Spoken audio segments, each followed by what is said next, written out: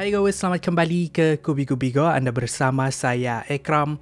Menarik hari ini ingin saya kongsikan antara topik kegemaran saya dan antara topik kegemaran goers di luar sana. Pasal teori konspirasi. Sebelum saya teruskan dengan perkongsian pada hari ini, ingin saya ingatkan ini hanyalah teori dan teori semata-mata.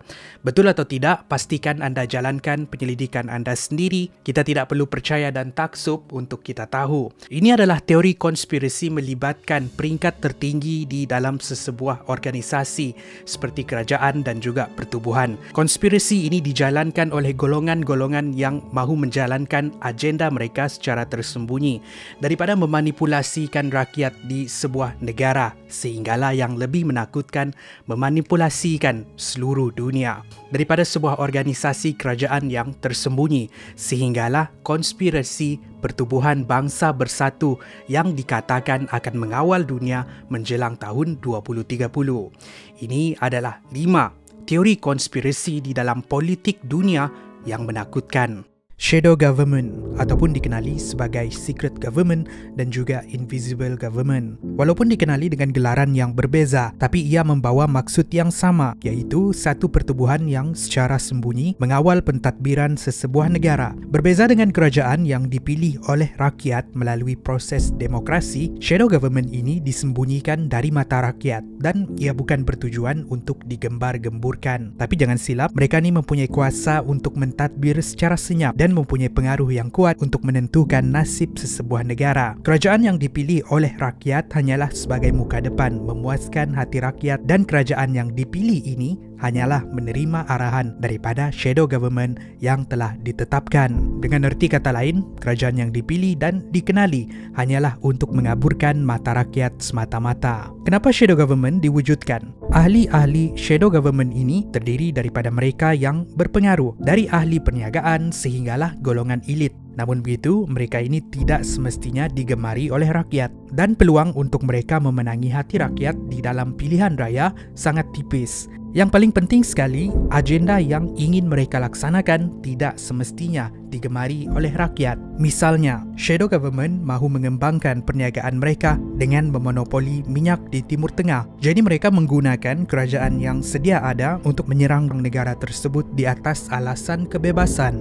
Ataupun mereka mahu mempertahankan perniagaan mereka. Jadi golongan shadow government ini akan memperkenalkan polisi yang berat sebelah untuk mereka. Antara shadow government yang terkenal ialah Freemasons. Ahli-ahli Freemasons ini tidak mengaku secara terang-terangan, tapi mereka sebenarnya mempengaruhi pentadbiran sesebuah negara. Mereka berada di sebalik tabir untuk melaksanakan agenda mereka yang ramai kenal sebagai New World Order. Itulah konspirasi dunia politik shadow government. Seterusnya kita akan lihat sebuah konspirasi yang dikenali sebagai puppet government. Puppet government, kalau diterjemahkan menjadi kerajaan patung. Kenapa patung? Kalau shadow government tadi selalunya ada di negara-negara maju, puppet government pula sinonim dengan negara yang kurang maju, seperti negara yang sedang bergolak, negara miskin ataupun negara yang korup. Kerajaan yang ada hanyalah kerajaan yang diletakkan di sana secara paksa oleh golongan tertentu. Tidak kisah rakyat mahu ataupun tidak. Tapi seperti juga shadow government tadi, di mata rakyat merekalah yang mentadbir negara, tapi sebenarnya mereka hanya menjadi patung yang melaksanakan agenda-agenda tertentu. Golongan di sebalik puppet government ini akan mengawal ekonomi, kewangan dan juga ketenteraan, membuatkan nasib rakyat yang mempunyai puppet government dikawal oleh orang luar dan bukannya mereka sendiri. Sebagai contoh, kerajaan Iraq semasa pemerintahan Saddam Hussein adalah kerajaan berasaskan Islam Sunni. Pada waktu itu, tiada kuasa luar yang mempunyai pengaruh selain daripada rakyat Iraq sendiri. Namun begitu, bila Amerika datang membadai Iraq dan menumbangkan kerajaan Saddam Hussein pada tahun 2003 dahulu, Amerika meletakkan puppet government sebagai pentadbir baru Iraq yang berasaskan Islam Syiah. Kerajaan puppet government ini akan melaksanakan agenda Amerika dari sudut ketenteraan, ekonomi, kewangan dan masyarakat, menyebabkan Iraq satu negara yang suatu ketika dahulu gah kini tunduk menjilat kaki Amerika. Seterusnya kita akan lihat false flag operation. False flag operation, kalau diterjemahkan secara harfiah, pelik sikit. sebab ia akan menjadi operasi bendera salah. Ini adalah operasi untuk mereka sesebuah insiden dan menunding jari, menyalahkan sesebuah negara. Senang cerita memfitnah negara lain. Bak kata pepatah, bukan sahaja baling batu sembunyi tangan, tapi juga menunding jari menyalahkan pihak lain. Dengan menggunakan taktik ini, pihak yang mencetuskan insiden tadi tidak akan disalahkan, tapi negara yang dituduh sebagai penyebab insiden tadi yang disalahkan dan dikecam. Untuk mempengaruhi minda rakyat pihak lawan melalui propaganda juga sangat penting, dan ini akan dilakukan melalui media. Kabar-kabar angin disebarkan mengapi-apikan kemarahan rakyat. Bila rakyat diapi-apikan, mereka akan menentang kerajaan mereka sendiri, membuatkan sesebuah negara berantakan dari dalam. Antara contoh false flag operation ialah insiden di antara Amerika dan juga Libya yang dipimpin oleh Muammar Gaddafi. Muammar Gaddafi adalah seorang pemimpin yang disenangi oleh rakyat. Semasa pemerintahannya, rakyat Libya hidup dengan harmoni sebab Libya itu sendiri kaya dengan hasil minyak dan emas. Tidak sehingga Muammar mahu memperkenalkan emas menggantikan mata wang fiat ataupun kertas. Ini akan mengukuhkan ekonomi negara-negara yang kaya dengan emas, membuatkan ekonomi negara-negara yang bergantung dengan wang kertas jatuh.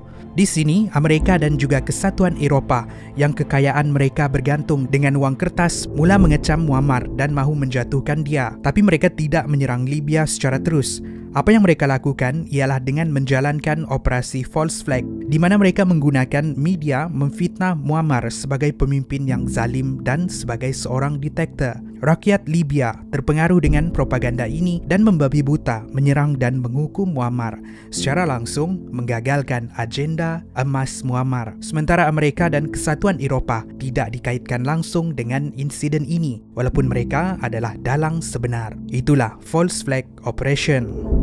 1.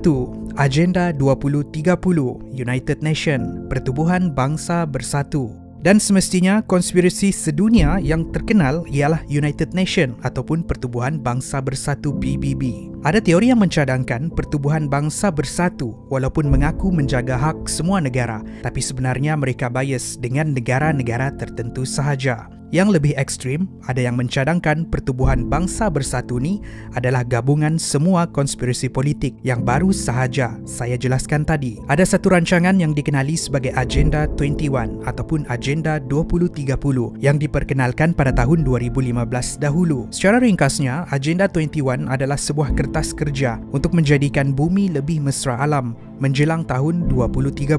Ada 4 aspek yang akan terkesan kalau sesebuah negara mengadaptasikan Agenda 21 ini. 1. Sosial dan ekonomi. 2. Pemulihan dan pengurusan sumber. 3. Menguatkan peranan kumpulan penting. Dan keempat, untuk memastikan semua agenda terlaksana. Dan agenda-agenda ini perlu dilaksanakan di kalangan semua ahli Pertubuhan Bangsa Bersatu. Ramai yang bimbang dengan rancangan Pertubuhan Bangsa Bersatu yang cuba untuk mengawal semua negara untuk melaksanakan agenda yang mereka tetapkan.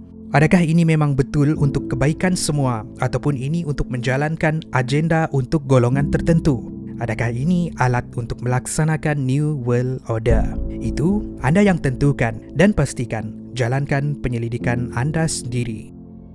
Terima kasih kerana menonton. Itu adalah teori konspirasi kita pada hari ini. Sekali lagi, ingin saya ingatkan, pastikan anda jangan terlalu taksub. Kita tidak perlu percaya untuk kita tahu. Jalankan penyelidikan anda sendiri dan buat keputusan anda sendiri betul ataupun tidak. Sebelum saya melepaskan anda pergi, saya ada satu soalan untuk semua goers. Di antara teori konspirasi ini, mana satu yang anda rasa paling menakutkan?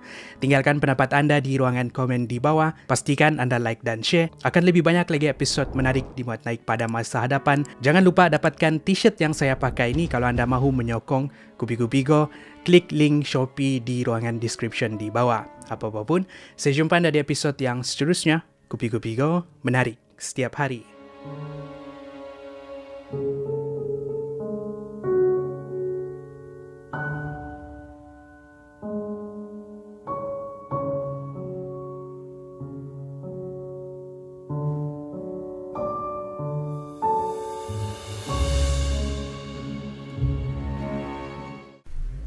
Space is open to us now.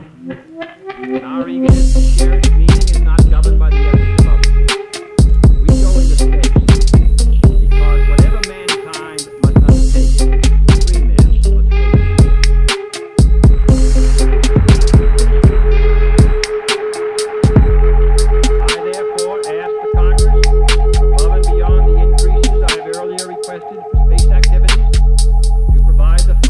which are needed to meet the following national goals. First, I believe that this nation should commit itself to achieving the goal, before this decade is out, of landing a man on the moon and returning him safely to the Earth. No single space project in this period